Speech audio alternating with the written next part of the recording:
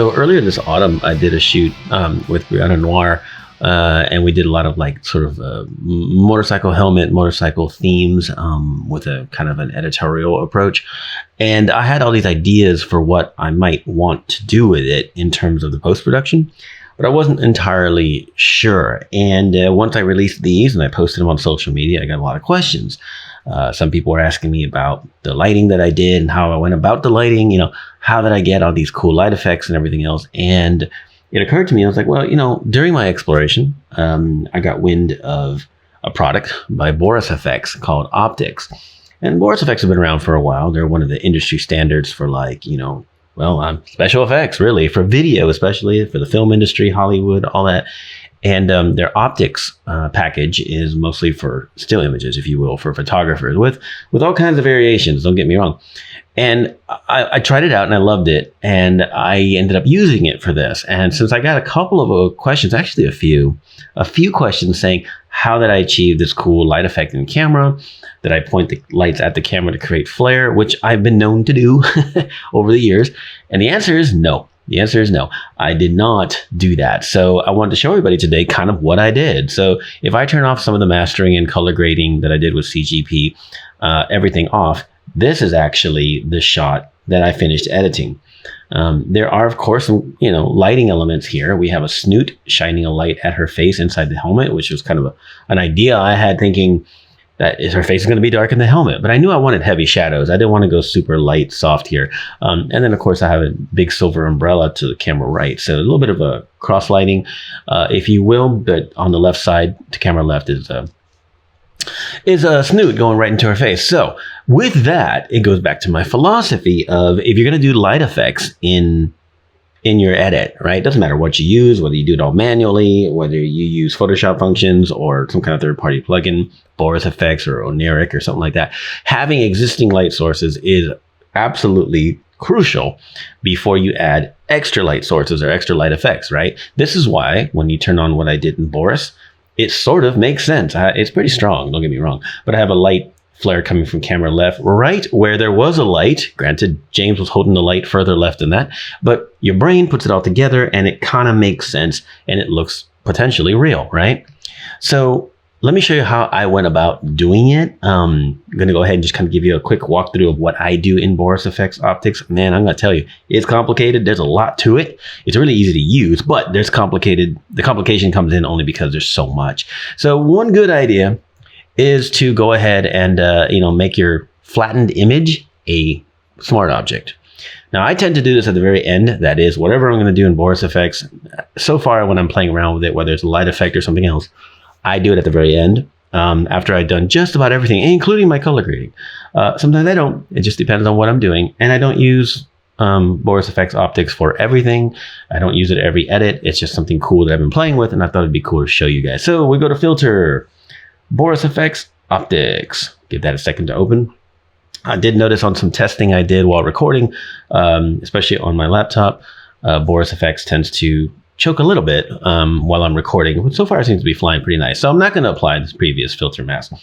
All right, so I'm not here to give everybody a tour of how BorisFX Optics works. There are plenty of videos that show you how that works. So basically, you have different layers that you can create here on the left side, and then choose a bunch of different stuff. As you can see, I've been playing with the light effects. There's a bunch: lens distortion, and process these, grads and tints. And of course, you just click on them and you can see what they look like. And each one will have sort of presets for all of them, and they're all modifiable. These are not just click and go. Some of them are click and go, most are not. But let me go right to the light one, because that's what everybody's asking about, right? For the most part, that's going to be under, let's see. I'm new to it, so I'm trying to remember everything.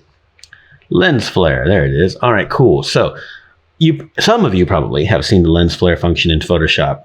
It's been around for decades. You get a handful of lens options, and then you can move it around, and there you go, and that's it. Here you get infinitely more control, which is rad, as you can see on the right side here. So for example, I have all kinds of different lenses that I can pick from, and I can modify them all. And of course, I can move this point. You can see how there's sort of toggles or little nodes in there that I can modify. I can click and drag the circle bigger, and everything is recalculated in terms of how the lens flare processing happens. So if I grow this, see that? Super cool. I can move it wherever I want. There's a bajillion options over here on the right. Let me just kind of move this where we can see it. So if I go to color, for example, and I can choose a different color, not that I would, I'd probably keep it near white, but if I wanted to give it a blue tint, I can. All kinds of choices from the blurring function, which you can just quickly reset with that box there. The scale width, it looks like it's pretty big right now. That was me doing that manually. Gosh, there's just so much. The hotspot can change in position. You can do XY positioning. What does gamma do? Let's see. Okay, gamma makes it overall brighter. We can change saturation, how much intensity I want in the color. But the key, of course, is how much it recalculates, or how it can recalculate. And I can go off screen too and create a cool effect like that. And I can also layer it. So if I come over here, you can see on the layers, all kinds of choices over here. So I can say add layer, right? And I can actually put a different lens flare if I really want. Not that I would do this because this is mad overkill, but if I wanted to, I could add a second one here, right? And then create yet another layer. And then maybe, I don't know, let's go back to color. Let's see, color correct? No, I know. Let's find the other stuff here. What lens distort? I think there were some cool stuff in here. Chromatic aberration, some cool stuff in here. Let's go red cyan pull from the bottom. You see that right here? I did do that on my, you can turn it on and off. There it is off, there it is on. Kind of cool. Million settings you can change on that as well. And then neat, coolest enough, I guess I could actually save this setup, as they call it, basically a preset. You can save that, call it next time on anything, and then I can move things around as well. So if I save this as a setup, when I come back in, I can move these lens flares and do whatever. So I can double click on that lens flare and move it. Right now, I can move it after I reapply it, etc. Right? I mean, this is just like 1% of what's possible. There are so many things on it, but I want to let everybody know, since I got these questions, I was using BorisFX Optics, which is something I've been really exploring here at the tail end of 2024, and I'm going to be doing more of it. Not necessarily because I just want light flares on everything. That's not the motivation here. It's just that there's another set of tools for finalizing, and certainly for doing certain effects that I cannot do well, by myself or in Photoshop, or at least not as easily, right? And the options are so many. This thing is honestly overwhelming, never mind the particle illusion and the rendering capabilities and all kinds of other stuff.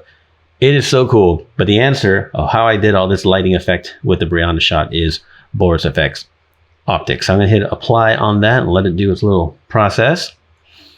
Obviously, this is way overkill and looks sort of corny, very, very 1980s.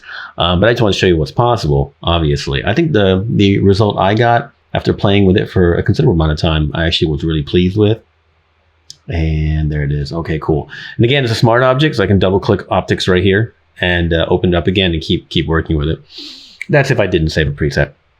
But what I got, again, I felt like that was a little more realistic as opposed to that. But as you can see, this is just literally 0.001% of what's possible with the light effects, if not even less than that. And of course, I did some additional mastering and grading on top of that. But anyway, BorisFX Optics is also interesting because it's the first time in a very long time that I'm leveraging another sort of third-party plugin. As you can see, if you go to the filters, go to the filters, I don't have anything else installed. I have some legacy MVP things or old CEP panels, but this is it. And it's not because I'm so picky. It's just that I never think to use plugins and panels. It never comes to mind. Nothing ever sounds exciting, but I gave BorisFX a try and I'm glad I did, is what I'm saying. So this is not a paid thing at all. Boris isn't giving me a penny or anything at all just to talk about this. I just wanted to. So check that out, man. If you're a photographer, if you do any kind of mastering, special effects, or just cool things that you might envision on your shots, BorisFX Optics, you guys. I mean, I love it. I'm going to keep playing with it and hopefully make more videos to show you guys. Thanks for watching.